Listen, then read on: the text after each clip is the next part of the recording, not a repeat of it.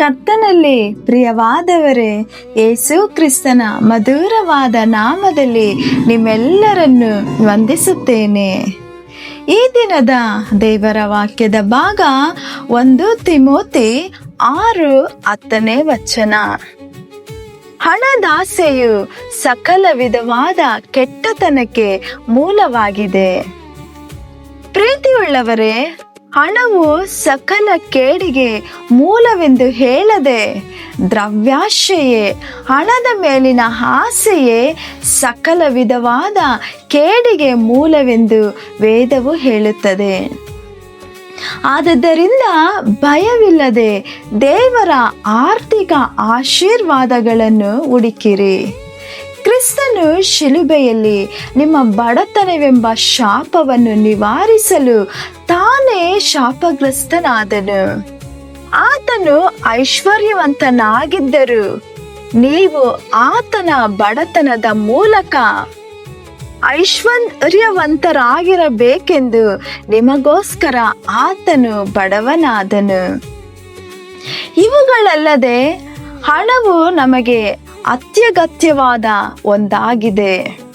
ಅದನ್ನು ಬಳಸಿ ನಾವು ಜೀವಿಸಲು ಅಗತ್ಯವಾದವುಗಳನ್ನು ಕೊಳ್ಳುತ್ತೇವೆ.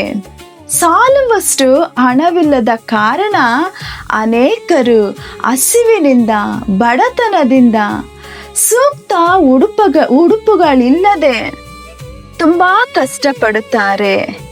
ಹೀಗೆ ಬಡತನವು ಆಶೀರ್ವಾದವಲ್ಲ, ಅದೊಂದು ಶಾಪವಾಗಿಯೇ ಕಂಡುಬರುತ್ತದೆ.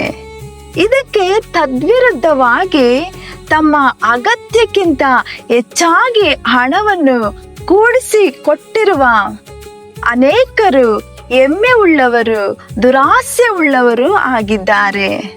ಆದುದರಿಂದ ಹಣವು ಕೆಟ್ಟದಲ್ಲ, ಹಣದ ಮೇಲಿನ ಆಸೆಯೇ ಸಕಲ ಕೇಡಿಗೆ ಮೂಲ ಕಾರಣವಾಗಿದೆ. ಹಣವನ್ನು ಹೊಂದಿರುವಂಥದ್ದು ತಪ್ಪಲ್ಲ, ಹಣದ ಮೇಲೆ ನಿರೀಕ್ಷೆ ಮತ್ತು ಆಸೆ ಇಡುವಂಥದ್ದೇ ತಪ್ಪೆಂದು ಪೌಲನು ಹೇಳುತ್ತಿದ್ದಾನೆ. ದೇವರು ತಮ್ಮ ಜನರನ್ನು ಹಣದಿಂದ ಆಶೀರ್ವದಿಸುತ್ತಾರೆ.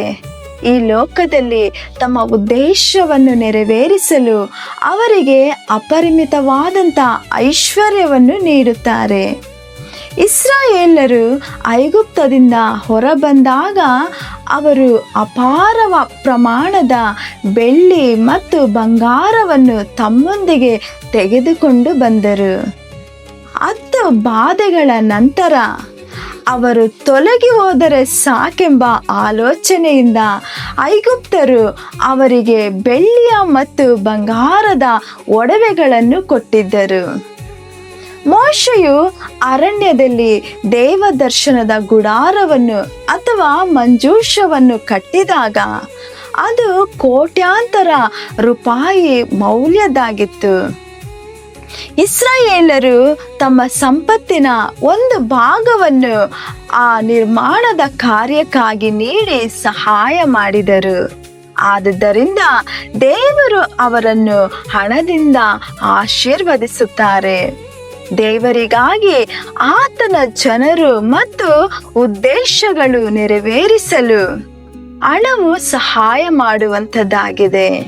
ಆದುದರಿಂದ ಹಣವು ನಮಗೆ ಅಗತ್ಯವಾಗಿದೆ.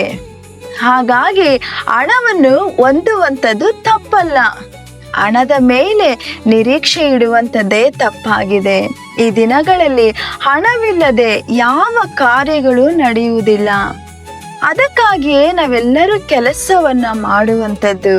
ಹಣವಿಲ್ಲದೆ ಯಾವುದೊಂದು ನಡೆಯದ ಕಾರಣ ದೇವರು ನಮ್ಮನ್ನು ಸಕಲ ಸಂಪತ್ತಿನಿಂದ ತುಂಬಿಸುವಂತವನಾಗಿದ್ದಾನೆ. ನಮ್ಮ ನಿರೀಕ್ಷೆಯೆಲ್ಲ ಹಣದ ಮೇಲೆ ಇರದೆ ದೇವರ ಮೇಲೆ ಇರಲಿ. ಹಾಗಾಗುವಂತೆ ದೇವರು ತಾನೇ ನಿಮ್ಮೆಲ್ಲರಿಗೂ ಸಹಾಯ ಮಾಡಿ ನಡೆಸಲಿ. ಆಮೇನ್. God bless you.